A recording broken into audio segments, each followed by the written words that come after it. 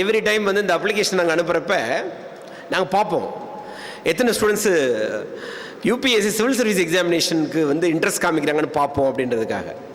நீங்கள்லாம் ஃபில்அப் பண்ணியிருந்தீங்க இல்லையா? அதில் சாய்ஸ் கேட்டிருந்தாங்க.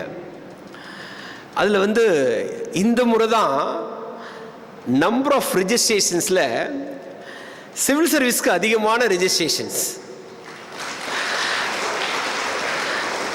ரொம்ப ரொம்ப மகிழ்ச்சி எனக்கு. நம்மளும் தமிழ்நாட்டில் எல்லா மாவட்டத்துக்கும் போயிருக்கோம், 500 காலேஜுக்கு மேலே போயிருக்கோம். திருச்சியில் மட்டும் இவ்வளோ பெரிய ஒரு ரெஸ்பான்ஸ் வந்திருக்கே, என்ன ரீசன்னு ஒன்றும் புரியலையே. ஏன்னா எல்லா இந்த தலைப்பை யூபிஎஸ்சி மற்றும் டிஎன்பிஎஸ்சி தேர்வுகளில் வெல்வது எப்படி.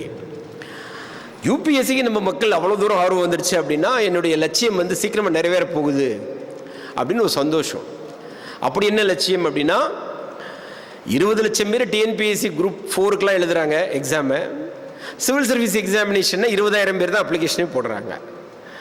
எப்படியாவது 1 லட்சம் பேரை தமிழ்நாட்டிலிருந்து இந்த தேர்வை எழுத வைக்கணுன்றது என்னுடைய வாழ்நாள் லட்சியம். 1 லட்சம் பேரை எழுத வைக்கிறது, அந்த 1 லட்சம் பேரை எழுத வைக்கிறதே என்னுடைய வாழ்நாள் லட்சியமாக இருக்குது. அப்போ யோசிச்சுக்கோங்க, அப்ளிகேஷன் போட வைக்கிறது தான்